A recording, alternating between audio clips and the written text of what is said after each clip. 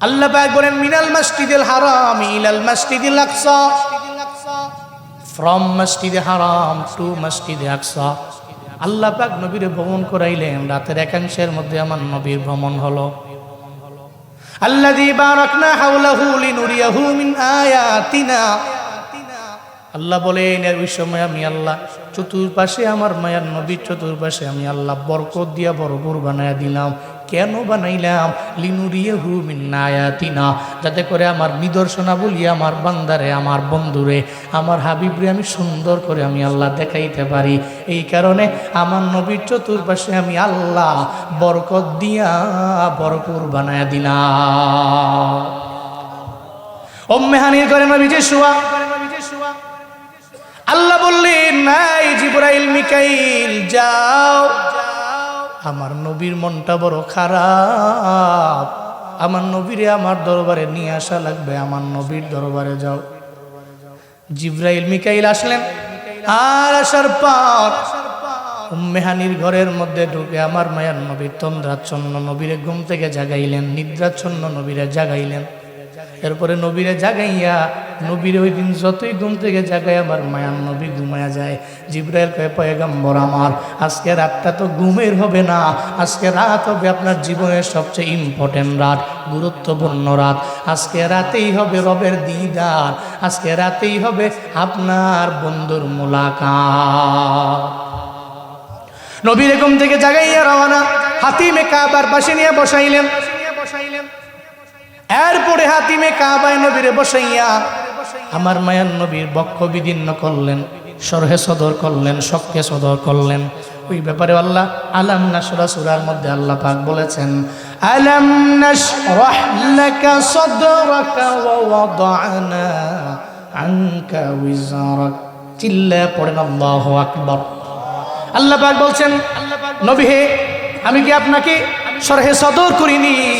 আমি আপনাকে শক্কে সদর করলাম, সরহে সদর করলাম আমি আল্লাহ আপনার বক্ষ বিদীর্ণ করলাম। আমার নবীরে বসাইয়া রবের মোলাকাতে নবীরে নিয়ে যাবে। এরপরে নবীর বুকটাকে সিরা ভিতর থেকে হৃৎপিণ্ডটাকে বের করলো।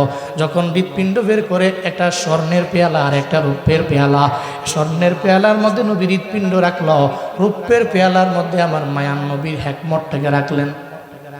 এরপরে সুন্দর করে ধুইলেন জমজমের পানি দিয়া। কোন পানি দিয়া? জমজমের পানির দাম কত জানো? মুফাসসিরিনে কেরাম বলেন কাউসারের পানির চাইতেও মাঝে মাঝে জমজমের পানির দাম রবের দরবারে বেশি। জমজমের পানি এত পরিমাণে দামি, ও আল্লাহ জীবনে একবার হলেও তুমি সরাসরি যাইয়া জমজমের পানি দাঁড়াইয়া বাইতুল্লাহর দিকে তাকাইয়া পান করার মতো তৌফিক দাও, পরের নামি। জমজমের পানি দিয়ে ধুইলেন আমার মায়ের নবীর হৃৎপিণ্ড মুবারক। এরপরে আবার আমার মায়ের নবীর ভেতরে সুন্দর করে ঢুকাইয়া আবার আগের মতো ওপেন হার্ট সার্জারি করলেন। এরপরে মায়ার নবীরে নিয়ে রওনা, বুরাক রেডি হয়ে গেল। বারকুন থেকে বুরাক, কেউ বলেন বারিকুন থেকে বুরাক। বারকুন মানে বিদ্যুৎ, বিদ্যুতের গতি এত পরিমাণে বেশি, বুরাকের গতি তো এর চাইতেও বেশি। চিল্লায় পড়া যাবে কি সুবহানাল্লাহ। লাইন দিয়া দিল কুমিল্লায়, 14 গ্রামে আসতে কি 40 মিনিট লাগবে? বিদ্যুতের লাইন, কয়েক সেকেন্ডের ব্যাপার, ঠিক কিনা বলেন? বিদ্যুৎ বরাক বারকুন থেকে বিদ্যুতের গতির চাইতেও আরো বেশি স্পিডে চলে। সুবহানাল্লাহ পড়বেন না? মদিনার নবীরে বুরাকের মধ্যে নিলেন। শুরুতে জিবরাইল বসলেন, পরে নবীরে বসাইল, এরপরে মিকাইল বসলেন। রাহবার হযরতে জিবরাইল আলাইহিস সালাম। এরপর নবীরে নিয়ে রওনা। একটু দূর যাওয়ার পরে নবীরে বলে পয়গম্বর আপনি এই জায়গার মধ্যে নামেন, এখানে নাইমা আপনি 2 রাকাত নামাজ আদায় করেন। সল্লি হুনাকা রাকাতাইন, এখানে 2 রাকাত নামাজ আদায় করেন। নবীরে বললেন, নবী 2 রাকাত নামাজ আদায় করলো। আশেপাশে অনেকগুলো খেজুরের বাগান নবী দেখতে পাইল। আমার মায়ার নবী কয়, ও জিবরাইল আমায় জানাও এটা এমন কোন জায়গা যেই জায়গার মধ্যে 2 রাকাত নামাজ আমি আদায় করলাম, আবার চতুর্পাশে খেজুর গাছের অভাব নাই, তুমি আমার বলো না এটা কোন জায়গা, আমায় জানাও। হযরতে জিবরাইলকে নবী মেরাজ থেকে আসার পরে আমার আল্লাহ বেশি দিন না, অল্প দিনের ব্যবধানে আল্লাহ পাক হিজরত করে আপনার এই জায়গার মধ্যে নিয়ে আসবে। এই জায়গার নাম বর্তমানে যদিও ইয়াসরিব, আপনার কদম পড়তে দেরি এই জায়গার নাম আর ইয়াসরিব থাকবে না। আপনার কদমের বদৌলতে, আপনার দেহ মুবারকের বরকতের বদৌলতে আল্লাহ পাক এই জায়গার নাম বানায় দিবে মদিনা মুনাওয়ারা। যদিও নাম ইয়াসরিব, আপনার কদম পড়ার পরে এটার নাম হবে মদিনা মুনাওয়ারা। ও পয়গম্বর, 2 রাকাত নামাজ আদায় করলেন, এরপরে এখান থেকে আল্লাহ চাইলেন আপনার এই জায়গার মধ্যে আগে আল্লাহ দেখাবে কোন জায়গায় আপনারা আনবেন, ওই জায়গাটা আল্লাহ পাক আগেই দেখা দিলেন। 2 রাকাত নামাজ আমার মদিনার নবী শেষ হয়ে গেল, এরপরে আবার মদিনার নবীর নিয়ে রওয়ানা। হযরতে জিবরাইল মিকাইল আমার পয়গম্বর বোরাক নিয়ে রওয়ানা। একটু দূরে যাওয়ার পরে একটা বৃদ্ধ লোক আমার নবীরে ডাকলেন। নবী বললেন আমি ডাকে সাড়া দিব নাকি? জিবরাইল বলল না, সাড়া দেওয়া যাবে না। এরপরে আবার গেলেন, একটা বৃদ্ধা মহিলার সাথে মোলাকাত। জিবরাইল বলল নবী ওই বৃদ্ধা মহিলার ডাকেও সাড়া দেওয়া যাবে না।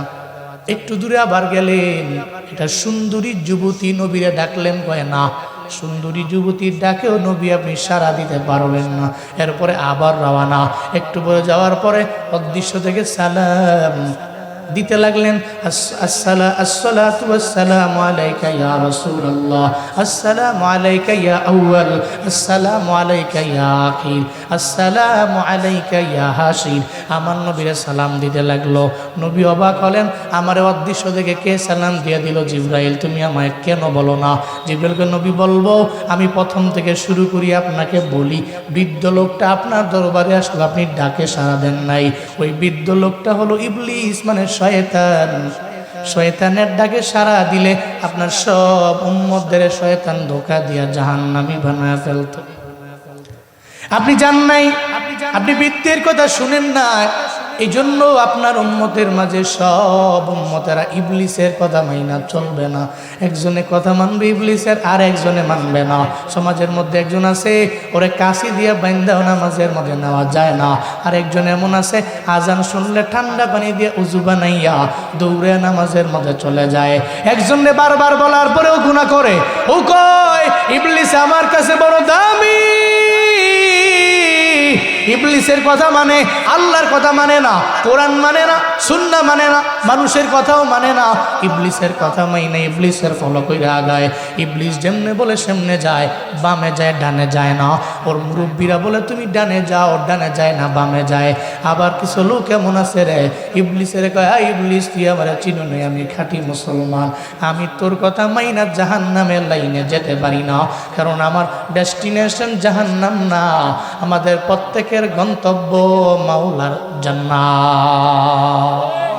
আতিনা ফি দারে দুনিয়া না হাসান, আতিনা ফি দারে উকবা না হাসান, ইয়া গিয়াসাল মুস্তাগীসি নাহদিনা নফদিকার বিল উলুমে ওয়াল গিনা, হর গরি দে নেको तू तैयार है, जो न मंगे उस तो तू वे जारो है। নবী প্রথম নাম্বার বৃদ্ধ হলো ইবলিস। এরপরে আবার একটা বৃদ্ধা মহিলা যে আপনারা ডাক দিল, ওই বৃদ্ধা মহিলাটার ডাকে যদি আপনি সাড়া দিয়ে যাইতেন, আপনার সমস্ত উম্মতেরা গুনাহ করতে করতে ওই বৃদ্ধা মহিলার মতো গুনার ভারে সবাই নুয়ে যেত। আপনি যেহেতু ডাকে সাড়া দেন নাই, সব উম্মতেরা গুনাহগার হবে না। এরপরে আপনি একটু দূর যাওয়ার পরে সুন্দরী একটা যুবতী আপনারা ডাক দিল, আপনি যান নাই। যদি আপনি যাইতেন, আপনার সমস্ত উম্মতেরা হয়ে যাইতো নারী লোভী। এখন এমন হবে না, আপনার উম্মতের মধ্যে থাকবে কিছু উম্মত আনাজিল, আনাজিল হয়ে যাবে। ইনজিলের জমা আনাজিল, এরা এদের ধুইরা পিঠা মাইরাও জেনার কাজের মধ্যে নিয়ে লাগানো যাবে না। কোনো মেয়েকে অফার করলে সে বলবে ইন্নী আখাফুল্লাহ, সে মেয়ে হলে কোনো ছেলে অফার করলে সে বলবে ইন্নী আখাফুল্লাহ, আমি কাকে ভয় করি? আল্লাহকে ভয় করি। বরং সে চিন্তা করবে রাজুলানি তাহাব্বা ফিল্লাহ ইজতামা আলাই ওয়া তাফাররাকা আলাই, সব তো আল্লাহর জন্য হবে। মান আহাব্বা লিল্লাহ ওয়া আবগাদা লিল্লাহ ওয়া আতা লিল্লাহ ওয়া মানআ লিল্লাহ ফাকাদ ইসতাকমালাল ঈমান। সুবহানাল্লাহ পড়বেন না? তার চিন্তা আমি কাউকে ভালোবাসবো, আল হুব্বু ফিল্লাহ, আল বুগদু ফিল্লাহ, আল ইতা ফিল্লাহ, আল মানউ লিল্লাহ। তার চিন্তাই এটা। তা আপনার উম্মতের মাঝে সব তো নারী লোভী হবে না, জানাকারী হবে না, বেবিচার করনেওয়ালা হবে না। যদি সুন্দরী যুবতীর ডাকে সাড়া দিয়ে যেতেন, আপনার সমস্ত উম্মতেরা নষ্ট ভ্রষ্ট আর নারী লোভী হয়ে যেত। এরপরে পয়গম্বর আপনার সালাম দিয়ে দিল, তিনটা সালাম। আসসালামু আলাইকা ইয়া আউয়াল, আসসালামু আলাইকা ইয়া আখির, আসসালামু আলাইকা ইয়া হাসির। এই যে তিনটা সালাম দিল, তিনজনে দিল। এক নম্বরে দিল আপনার জাতির পিতা হযরত ইব্রাহিম আলাইহিস সালাম। মিল্লাত আবিকুম ইব্রাহিম হুয়া সাম্মাকুমুল মুসলিমিন। আল্লাহ পাক নির্ধারণ করে দিলেন জাতির পিতা হযরতে ইব্রাহিম আলাইহিস সালাম। আল্লাহ পাক জানায় দিলেন, এই মিল্লাত, তোমাদের আব্বা হলো, জাতির বাবা হলো তোমাদের ইব্রাহিম আলাইহিস সালাম।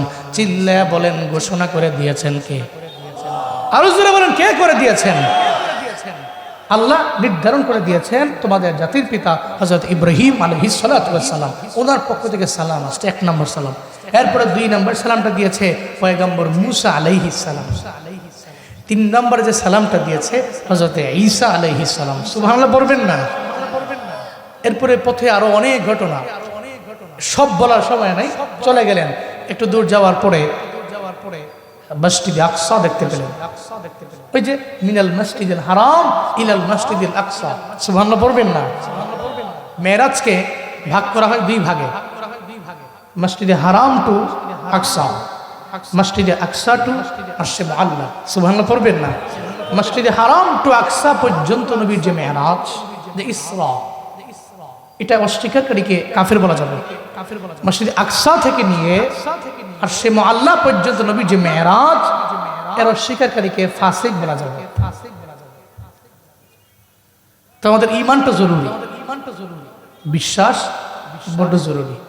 আল্লাহ আমাদের সবাইকে খাঁটি বিশ্বাসী করে গড়ে তুলুন। সকলে পড়ে না আমিন? আরো জোরে পড়ে না আমিন? নবী দেখতে পেলেন সামনে মসজিদ। বলেন কোন মসজিদ? কয়টা? দুনিয়া বিলাইনের স্টপেজ।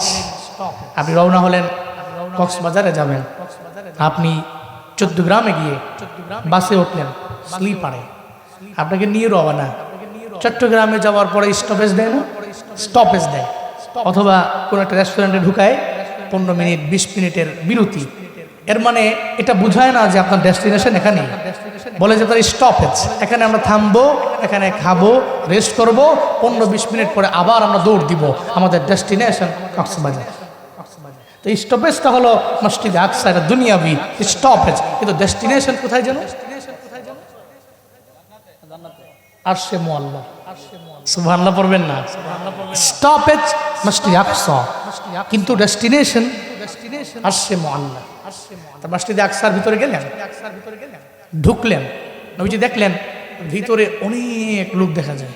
অবাক হলেন, এত রাতে এই মসজিদে এত লোক কেন? জিব্রাইল বলতে লাগলেন, পয়গম্বর, এরা সব সাধারণ লোক না, আপনার সম্মানে, আপনার ইজ্জত বাড়ানোর জন্য আমার আল্লাহ মুজিজা স্বরূপ যত পয়গম্বর আল্লাহ পাঠাইলেন, সব পয়গম্বরে আল্লাহ মসজিদে আকসার মধ্যে রাতের বেলা জড়ো করে দিয়েছে। এখানে যারা আছে কেউ সাধারণ না, সব পয়গম্বর। এরপরে বললেন, এখানেও নামাজ হবে 2 রাকাত। নবীজি বললেন, তাহলে ইমামতি কে করবে? অন্য কোন নবীরা তো সামনে যায় না। জিবরাইল কয়, নবী আপনি যেখানে হাজির, আপনার সামনে অন্য কোন নবী ইমাম হয়ে যাইতে পারবে না, কারণ আপনার লকবি হলো ইমামুল মুরসালিন। এরপরে 2 রাকাত নামাজ সম্পন্ন হয়ে গেল। ওখানে খুতবা, আর ওই জায়গার মধ্যে বসে বসে দোকানে সবাই মশওয়ারা করলেন, পরামর্শ করলেন। নবীজি বের হয়ে গেলেন। এরপরে আমার মায়ার নবীর লইয়া নবী পার যাব আমরা ঊর্ধ্বগমনের পথে। এতক্ষণ ছিলাম জমিনে, এখন চলে যাব আমরা প্রথম আসমান, দ্বিতীয় আসমান, তৃতীয় আসমান, চতুর্থ, পঞ্চম, ষষ্ঠ, সপ্তম আসমান, এরপরে সিদরাতুল মুনতাহা, এরপরে মুলাকাত হবে আমার আল্লাহ। নবীকে নিয়ে ঊর্ধ্বগমনে রওনা। প্রথম আসমানে যখন গেলেন, ওখানে গিয়ে পারমিশন নিলেন। জিবরাইল বললেন, হাই প্রথম আসমানের ফিরিস্তা, আমার জন্য দরওয়াজা ওপেন করে দাও। কে? কয় আমি জিবরাইল। সঙ্গে কে আছে? কয় যারে না বানাইলে আমার মাওলা তো আসমান বানাইতো না। সুবহানাল্লাহ, জোরে কয় না। উনি আসছে, দরওয়াজা ওপেন করে দেওয়া হলো। নবীজি ভিতরে ঢুকলেন। ভিতরে গিয়ে নবীজি দেখলেন একজন বৃদ্ধ লোক বসে আছেন। তার ডান দিকে অনেকগুলা রূহ এবং বাম দিকে অনেকগুলা রূহ, আত্মা, রূহ। ডান দিকে উনি তাকাইলে উনি হাসেন, আর বাম দিকে তাকাইলে ওনার চোখ দিয়া গড়ায় গড়ায় পানি পড়ে। নবীজি অবাক হয়ে গেলেন, উনি কে আর উনি এমন করে কেন? ডান দিকে তাকাইলে উনি হাসে, বাম দিকে তাকাইলে উনি কেন কান্না করে? অবাক হয়ে গেলেন নবীজি। এটা বলার পরে জিবরাইল জানায় দেয় পয়গম্বর, উনি হলো পয়গম্বর আদম আলাইহিস সালাম। এই জমিনের মধ্যে যত রিজাল আর নিসা, যত পুরুষ আর নারী, সব পুরুষ আর নারী আল্লাহ বানাইলেন নফসে ওয়াহিদা থেকে। এরপরে আল্লাহ পাক বানাইলেন ওনার পরে ওনার জাউজাহা, এরপরে বানাইলেন আমার আল্লাহ রিজাল আর নিসা। আমাদের সবার আদি আব্বার নাম হলো আদম, আর আদি মাতার নাম হলো হাওয়া আলাইহিস সালাম। এই দুইজন থেকে জমিনের মধ্যে যত পুরুষ আর নারী কে বানাইলেন? আরো জোরে বলেন, কে বানাইলেন? ইয়া আইয়ুহান নাসু ইত্তাকু রাব্বাকুমুল্লাযী খালাকাকুম মিন নাফসিন ওয়াহিদা ওয়া খালাকা মিনহা যাওজাহা ওয়া বাসসা মিনহুমা রিজালান কাসীরান ওয়া নিসাআ। চিল্লায়ে পড়বেন কি আল্লাহু আকবার। হযরত আদম নবী বাবা, এই জন্য আদম নবী বসে রইলেন। ওনার ডানে আছে ওনার সন্তান, বামে আছে ওনার সন্তান। এই জমিনের মধ্যে সবার বাবা আদম। জমিনের মধ্যে যত মানুষ আছে সব মানুষ হলো আদম নবীর সন্তান। যত রূহ আছে আদম নবীর রূহ। মনে রাখবেন বাবা, একটা বাবা চায় না কোনো একটা সন্তান শয়তানের লাইনে আগাক, জাহান্নামের লাইনে আগাক, ও খারাপ হয়ে যাক, এটা জীবনও কোনোদিন বাবা চায় না। প্রত্যেকটা বাবা চায় আমার সন্তানটা মানুষের মতো মানুষ হয়ে যাক। এই জন্য দেখবেন কত বাবারা ঈদের আগের দিনে পর্যন্ত নিজের জন্য পাঞ্জাবি বানায় না, নিজের জন্য একটা শার্টও কিনতে যায় না। সন্তানটারে নিয়ে যায়, সন্তানটারে নিয়ে কয়, সন্তান আমি তোর জন্য একটা পাঞ্জাবি বানিয়ে দেই। আপনি যদি জিজ্ঞেস করেন বাবা আপনার জন্য কি আপনি একটা পাঞ্জাবি বানাবেন না? কয় আমি জীবনে বহু বানাইছি, কিন্তু তোরে বানাইলে, তোরে বানায় দিলে আমি বাবার জন্য এটা অনেক বড় সফলতা মনে হবে। একটা বাবা হইয়া নিজের জন্য টুপিও কিনে না, ঈদের দিনে সেরা টুপি নিয়ে হাজির।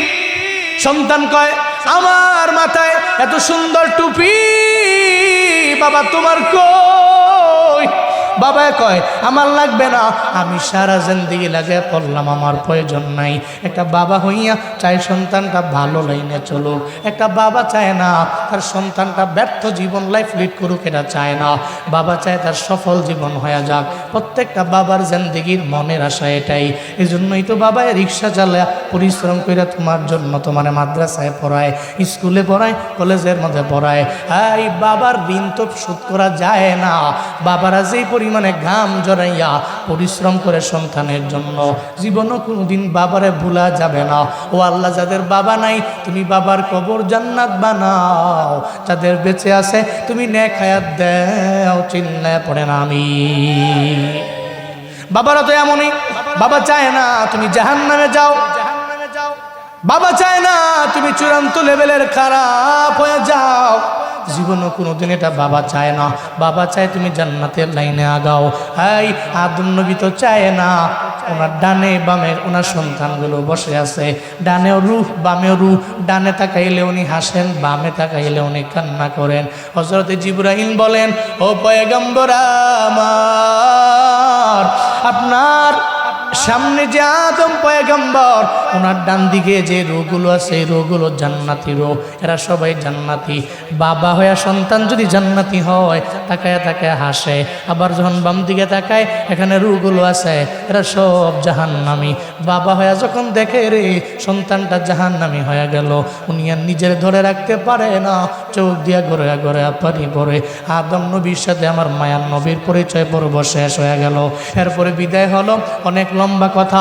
চলে গেলেন দ্বিতীয় আসমানের মধ্যে আমার পয়গম্বর, ওখানে গিয়ে দেখা হলো হযরতে ঈসা নবীর সঙ্গে মোলাকাত। এরপরে চলে গেলেন তৃতীয় আসমানের মধ্যে, ওখানে গিয়ে দেখি আল্লাহ পাক সারা দুনিয়ার অর্ধেক সৌন্দর্য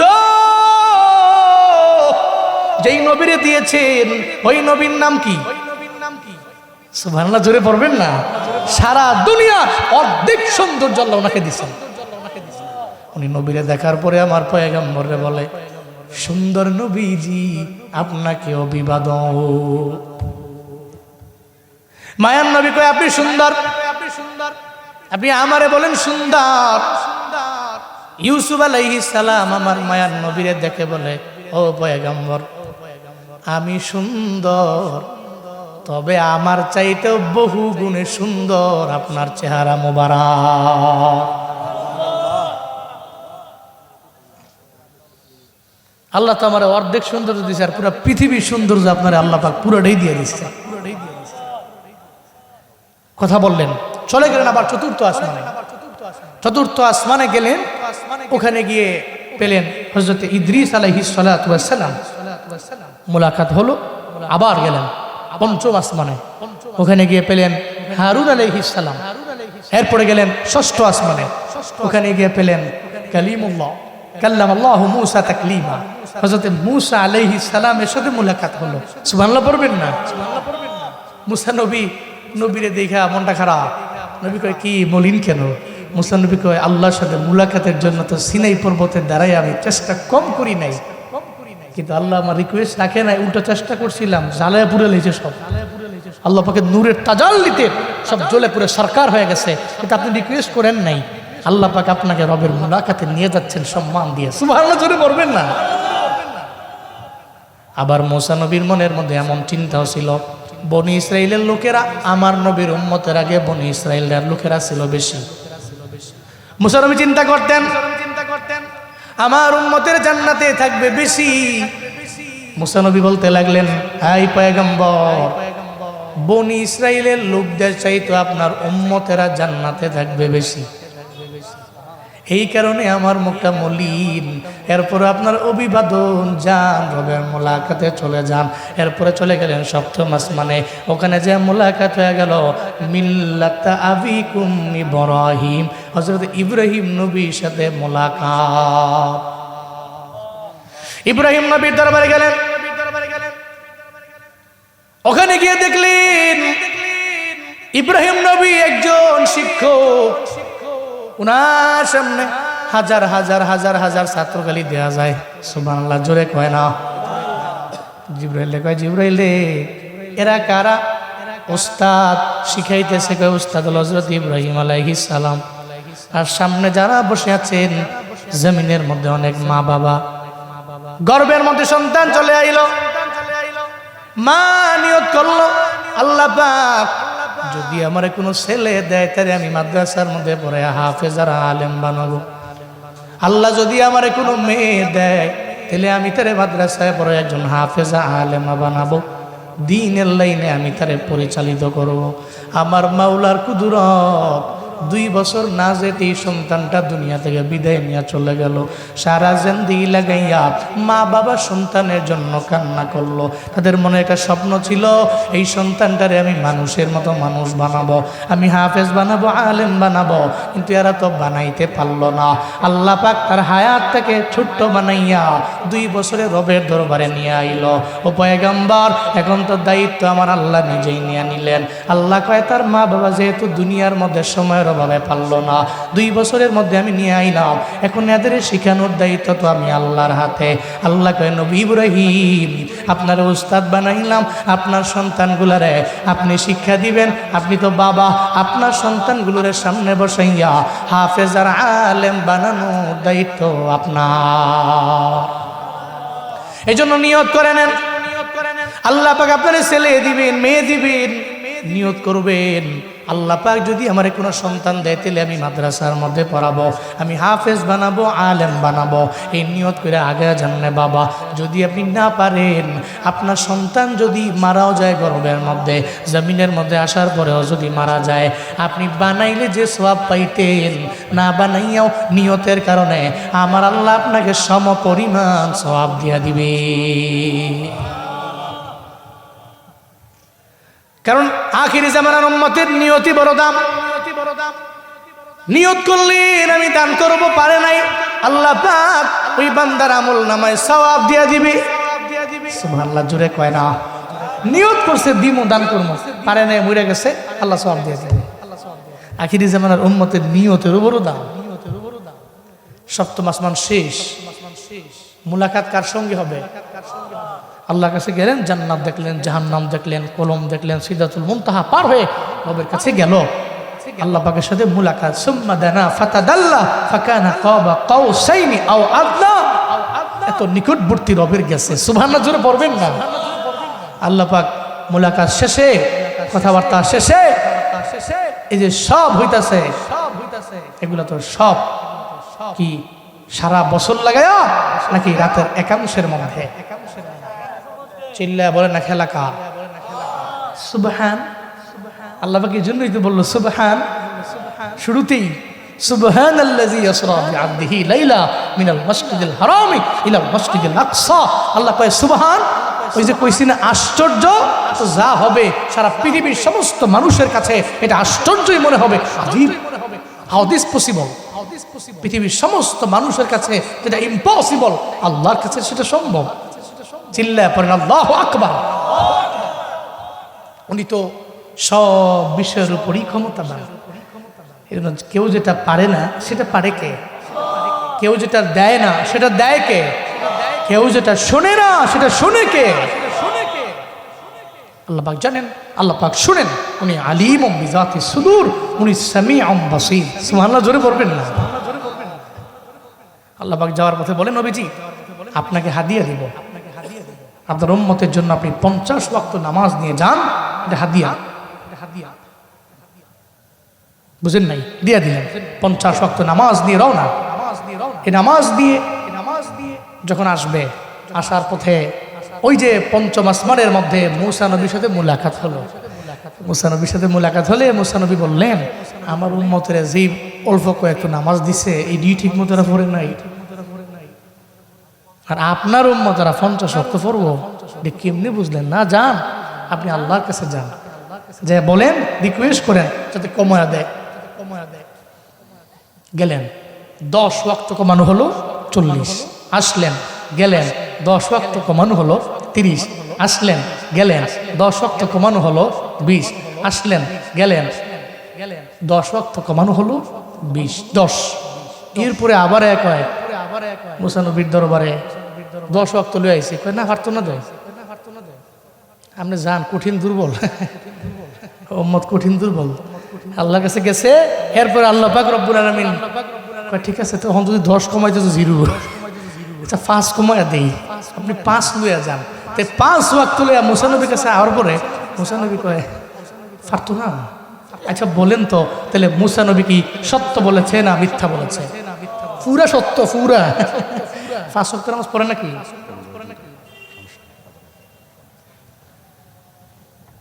আজানের সময় কি বন্ধ রাখবো একটু? তো তো 5 ওয়াক্ত নামাজ আপনার উম্মত পারবে না। কথা ঠিকই বলেছে। আমরা তো ফজর পড়লে জোহর নাই, জোহর পড়ছি আসর নাই, মাগরিব পড়ছি এশা নাই। এই যে মসজিদগুলো দেখেন, হ্যাঁ কেউ উঠতেন না, কেউ জানগা দিয়ে আমরা শেষ করে লই, জামগা লাই দিলে সবাই মিলো। হ্যাঁ না মাশাআল্লাহ, আমরা যারা আইছেন বহুত ধন্যবাদ। না আইলে কি আমার কিছু করতে পারতো মনে করে। আপনারা যারা আইছেন উঠতে ছিল আমার কিছু করার নাই, তো একটু থাকেন, একবারে শেষ করে আমরা যাবো ইনশাআল্লাহ। আবার বাদাল আসার পরেও তো আলোচকরা আছেন, কথা বলবেন, শুনবেন, এরপরে যাবেন ইনশাআল্লাহ। আমি যেই ক্লান্ত আপনারা কল্পনা করতে পারবেন না। গতকালকে আমার সিলেট সুনামগঞ্জে প্রোগ্রাম ছিল, 4টা প্রোগ্রাম। বাদল মাগরিব থেকে নিয়ে শুরু করছি, রাত 1টায় লাস্টেরটায় উঠছি, 2:30টায় শেষ করছি। হোম থেকে আইছি, বাসায় আইতে আইতে আমার জোর হয়ে গেছে। 2:30টায় না, আবার এই রোডে কাজ চলে, এনে জ্যাম, বামবরিয়া বিশ্ব রোডে জ্যাম, মাধবপুর জ্যাম, সব স্ট্যান্ডে খালি জ্যাম। ওই এই জ্যাম ঠেলতে ঠেলতে আইতে আইতে জোহর ঘুমাইছি, মানে সর্বোচ্চ 2 থেকে 3 ঘন্টা ঘুমায় বসে এখানে বাদ মাগরিব, আবার বাদ এসা, আবার লাস্টে ফেব্রুয়ারিতে প্রোগ্রামের নির্বাচনের কারণে একটু প্রোগ্রামের একটু ঝামেলা আছে, এই কারণে জানুয়ারিতে কঠিন পেশা। এরপরেও তো মানুষের ওয়াদা, তো এটিতে যাইতে হয়, মানুষের ওয়াদা রাখতে হয়, এই জন্য যাই। তা আমি ক্লান্ত, অনেক ক্লান্ত, এরপরেও আপনাদের ভালোবাসায় কিছু কথা বলতে পারছি, আল্লাহর অনুগ্রহ আর আপনাদের দোয়া, আর কিচ্ছু না। আজকের মাহফিলের অতিথিগণ চলে আসছেন, আপনাদের সকলের সুপরিচিত ব্যক্তিত্বগণ আজকের এই মাহফিলের মঞ্চে উপবিষ্ট হয়েছেন। কোন আলহামদুলিল্লাহ। আমরা আমাদের শেষ করি, পর্বটা শেষ করি ইনশাআল্লাহ। হ্যাঁ, নামাজ নিয়ে আসলেন কয় ওয়াক্ত? লাস্টে 50 ওয়াক্ত দিলে কি করতেন? অবস্থা ঠিক থাকতো? 5 ওয়াক্ত দিয়ে যে হালত, এরপরও যেই পরিমাণ ব্যস্ততা আমরা, সুবহানাল্লাহ। জুমার দিন সপ্তাহে একবার, এই জুমার দিনটা তো কবলাল জুমাও নাই, বাদাল জুমাও নাই, কবলাল জুমাও পড়ছে না, খুতবাটাও শুনছে না। এমন কি জুমার নামাজের 2 রাকাত খালি ফরজটা পইরা এবার গেছে দৌড় দিয়ে, আবার দৌড় দিয়ে বেরিয়ে গেছে, মনে মসজিদে এবার সাফে কামড়াইয়া বাইরে দিতেছে, কঠিন দৌড় দেয়, হুজুরে কাশি দিয়ে বাইন দেবো রাখতে মনে হয়। এই গিয়ে আড্ডা দেয়, না হুজুরের বয়ান শুনছে, না খুতবা শুনছে। ঘাটলা যদি একটা পায় তোমার সাল্লাহ খারাপ কি আসে, খেলনা দিন তো রৌদ্রা পড়তেছে, কি আরাম, মসজিদে ঠান্ডা, বাইরে বয়ে থাক, হুজুর এইটা বয়ান করোই। গিয়া মোটামুটি সামাজিক পারিবারিক সমস্ত আলাপ শুরু করছে। তবে এগুলোর আবার সবার মুখস্থ আছে, একটা খুতবার একটা অংশ মুখস্থ আছে, কোনটা জানেননি? ফাজকুরুনি আযকুরুকুম ওয়াশকুরুলি ওয়ালা তাকফুরুন। এটা যখন কইছে একটা দৌড় দিছে, হ্যাঁ সুটটা যায় রে, গিয়া বেটা 2 রাকাত পড়ছে, আল্লাহ রাজা কইছে, আল্লাহ হাজিরা দিলাম, দিছি, আইছি,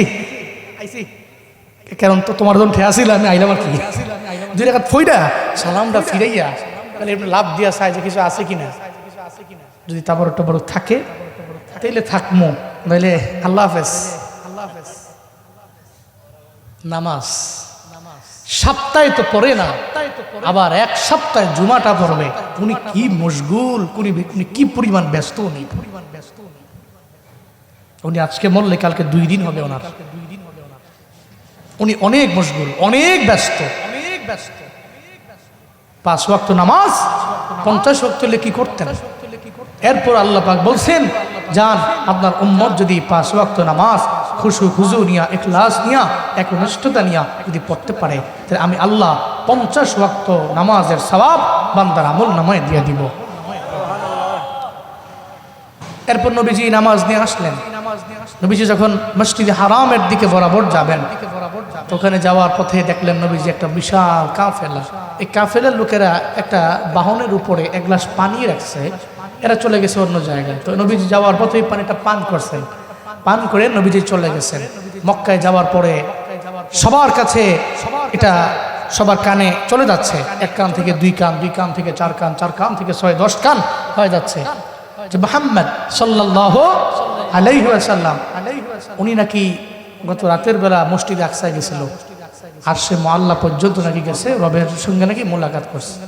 আবু জাহাল শোনার পরে, উতবা শোনার পরে কয়, এই জন্যই তো মুহাম্মদ রে মানি না, যা বলে আবল তাবল বলে, চিল্লায়া পড়া যাবে কি নাউজুবিল্লাহ। আবু জাহাল মানবার চায় না, উতবা সাহেবারা মানবার চায় না, দৌড়ে চলে গেলেন। এই একটা সুযোগ বুঝিয়ে আইল হযরতে আবু বকর রে মুহাম্মাদের লাইন থেকে দূরে সরানোর একটা পথ আমরা খুঁজে পাইলাম। দৌড়ে চলে গেলেন আবু বকরের দরবারে, যে আবু বকর তুমি যারে মানো, তুমি যারে ফলো করো মুহাম্মদ, সে নাকি গত রাতের বেলা এক অংশের মধ্যে মসজিদে আকসার মধ্যে গেল, এরপর ওখান থেকে গেল নাকি আল্লাহর সাথে মোলাকাতের জন্য। একটা রাতের মধ্যে কি এটা সম্ভব? হযরতে আবু বকর কয়, সারা দুনিয়ার দ্বারা যেটা অসম্ভব আমার আল্লাহর দ্বারা এটা সম্ভব। রং নাম্বার ডায়াল করলাম, আমি আসলাম যাতে আবু বকর মুহাম্মাদের লাইন থেকে লাইনচ্যুত হয়ে আমাদের লাইনে চলে আসে, কিন্তু উল্টা তো মনে হয় রং নাম্বারে ডায়াল করলাম, তার ইমান মনে হয় আরোই বেড়ে গেল। মুহাম্মদ সাল্লাল্লাহু আলাইহি ওয়াসাল্লাম আমার নবী, জীবনও কোনোদিন মিথ্যা বলতে পারে না। আমার আল্লাহ শুধু কেন, আমার আল্লাহ আমার নবীর সারা দুনিয়া তো চাইলে আমার আল্লাহ দেখাই দিতে পারে, সারা দুনিয়ায় তো চাইলে আমার আল্লাহ দেখাইতে পারে। আল্লাহ চাইলে তো সময় লাগে না, আল্লাহ চাইলে তো কোনো লেবার লাগে না, আল্লাহ চাইলে কোনো শ্রমিক লাগে না। মুমিনের দিলে এই ঈমান আছে না নাই? এই ঈমান আছে। আবু জাহাল কয়, রং নাম্বার ডায়াল করলাম, চলে গেল। যাকে মুহাম্মদ তুমি যে মেরাজে গেলা প্রমাণ তুমি আমারে দাও, তুমি আমারে বলো আকসার মধ্যে কয়টা দরওয়াজা আছে, কয়টা জানালা আছে। নবী কয়, আমি তো আকসার মধ্যে গেলাম নামাজের জন্য গেলাম, ওখানে তো আমি দরওয়াজা গণবার যাই নাই, আমি জানালা গণবার যাই নাই, গণনা করার জন্য যাই নাই। আল্লাহকে বলে দিলেন, ও দয়ার মালিক, আমি তো আকসায় গিয়েছি 2 রাকাত নামাজের জন্য আমি গেলাম, ওখানে গিয়া তো আমি দরওয়াজা গণলাম না, আমি জানালাও গণলাম না। আল্লাহ গো, এখন কি করতে পারি আমায় বলেন না, কিভাবে বলবো? আল্লাহ কয়, আমার নবী জবাব দিতে পারবে না, এটা জীবনও কোনোদিন সম্ভব না, এটা হতেও পারে না। আল্লাহ কয়, জিবরাইল আকসা মসজিদটারে তোমার ডানার মধ্যে নিয়ে নাও, ডানার মধ্যে লইয়া আমার মায়ার নবীর সামনে গিয়া ধরো। নবী আকসা দেখবে, দরওয়াজা গণবে, বলে দিবে, জানালা গণনা করবে, আমার মায়ার নবী বলে দিবে। হযরত জিবরাইল আসলেন, তার তো ডানার পাওয়ার আছে, 600 ডানা আল্লাহ পাক জিবরাইল আমিনকে দিলেন। একটা ডানার এত পরিমাণে পাওয়ার, যদি ওই ডানার মধ্যে আসমান জমিনটারে উঠাইয়া উনি একটা আছাড় মারে, আসমান জমিন পরিপূর্ণ চূর্ণ বিচূর্ণ হয়ে যাবে, চিল্লায়া পড়া যাবে কি সুবহানাল্লাহ। জিবরাইল আকসা মসজিদ নিয়ে আইলেন, নবী গণনা করলেন, জানালা এতটা, দরওয়াজা এতটা। এরপরে আবু জাহালে বইলা দিল। আবু জাহাল কয়, মনে হয় তুমি জানলা গণার লিখে গেছো। নাউজুবিল্লাহ কইতেন না। এরপরে কয়, হবে না, প্রমাণ আরো দাও। এরপরে নবী বললেন, একটা কাফেলা এদিক দিয়া যাবে, দাঁড়াও, সূর্য ডুবার আগে একটা কাফেলা যাবে। ওই সূর্য ডুবার আগে যে কাফেলা, এই কাফেলা আসলে প্রমাণিত হয়ে যাবে আমি মেরাজে গেলাম কি গেলাম না। এটা বলার পরে আবু জাহাল কয়, ঠিক আছে মানলাম, কাফেলার কথা মানলে আমি বুঝবো। এদিকে সূর্যও ডুবে না, সূর্য মনে একটা জায়গায় স্টপ হয়ে রইল। আবু জাহাল কয়, ডুবে যা, সূর্য ডুবে না। আল্লাহ কয়, সূর্য তুই তো ডুবতে পারো না, কারণ সূর্য কথা মানে কা। আবু জাহাল কয়, ডুবোস না কে, ডুব। আল্লাহ কয়, না, সূর্য ডুবতে পারবা না, স্টপ, থেমে যাও, কাফেলা আসতেছে পরে ডুববো। সূর্য তো আল্লাহর কথা মানে, কাফেলা আসছে তো সূর্য ডুবে যাবে, ডুবে যাবে এমন একটা ভাব ডুবে গেছে। এবার কাফেলার কাছে ওই যে নবীজি বলছে যে কাফেলার সাথে আমার এমন হয়েছে, এক গ্লাস পানি ছিল আমি পান করে আইছি। কাফেলাটা জিগায়ও। আবু জাহাল কয়, এই কাফেলার লোকেরা, এটা কি এমন হয়েছে? কয়, হ্যাঁ, আমরা 1 গ্লাস পানি রাখছিলাম, মায়া দিয়ে পানি নাই, এই পানি পান করলো কেনা, আর উনি জানলো কেমনে? এর মানে প্রমাণিত হয়েছে নবীজি মেরাজে গিয়েছে, ওই রুটে গিয়েছে, কাফেলার জবান থেকে প্রমাণিত হয়েছে। আবু জাহাল কি কয়? কয়, তুই মনে হয় সূর্যের মধ্যে জাদু করছো, এলাকায় সূর্যটা সময় মতো ডুবে নাই। নাউজুবিল্লাহ, জোরে কয় না। ইন্নাকা লা তাহদি মান আহবাবতা ওয়ালাকিন্নাল্লাহা ইয়াহদি মান ইয়াশা। আল্লাহ পাক বলেন, আল্লাহ চাইলে যে কোনো বান্দারে হিদায়াত নামক দৌলত আমার আল্লাহ চাইলে দিয়া দিতে পারেন। আল্লাহ চাইলে পারেন, আল্লাহ না চাইলে এটা অসম্ভব হয়ে পড়বে। নবীও পারবে না, কোনো ব্যক্তিও পারবে না।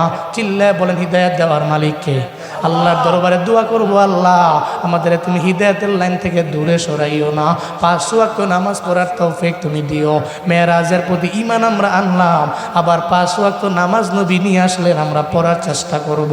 আবার আল্লাহ তুমি আমাদের হিদায়াতের লাইনে রাখবা, হিদায়াতের লাইন থেকে তুমি আমাদের দূরে সরাইও না। ও আল্লাহ তুমি কবুল করে নাও। চিল্লা জুড়ে করে পড়েন আমিন, আরো জুড়ে চিল্লা আল্লাহুম্মা আমিন। মেরাজ থেকে আমাদের শিক্ষা, আমাদের ঈমানটাকে আমরা মজবুত করব। মেরাজের প্রতি, ইসরা এবং ঊর্ধ্বগমন এই সফরের প্রতি আমাদের ঈমান থাকবে খুব দৃঢ়। আমরা মসজিদে হারাম থেকে নিয়ে আকসা পর্যন্ত আমাদের যে সফর, নবীজির যে সফর, এটার প্রতি আমাদের ঈমানটা জরুরি। যদি না নিই তো কোরআনকে অস্বীকারী হয়ে আমরা কাফের হওয়া যাওয়া লাগবে। আমরা তো মুসলিম, সো আমরা এটার প্রতি ঈমান আনলাম। এরপরে মসজিদে আকসা থেকে নিয়ে আরশে মুআল্লা পর্যন্ত আমাদের ঈমান থাকবে দৃঢ় মজবুত। আর না হয় আমরা ফাসেক হওয়ার সম্ভাবনা, আমরা ফাসেক হতে চাই না, আমরা কাফের হতে চাই না, আমরা পরিপূর্ণ ঈমানদার হতে চাই। আর ঈমানের পরে মেরাজ থেকে শিক্ষা, নবীজি 5 ওয়াক্ত নামাজ আনলেন। আমি 2 ওয়াক্ত 3 ওয়াক্ত ছাড় দিয়া প্রতিদিন 1-2 ওয়াক্ত পড়লাম, না পড়লে না, এটা করব না। সর্বোচ্চ চেষ্টা থাকবে আমার, যাতে আমার 5 ওয়াক্ত নামাজের ফরজ সালাতটা আমার ছুটে না যায়। এটা তো আমার দৈনন্দিন জীবনের একটা ওয়ার্ক, এটা দৈনন্দিন জীবনের কাজ। আল্লাহ আমাদের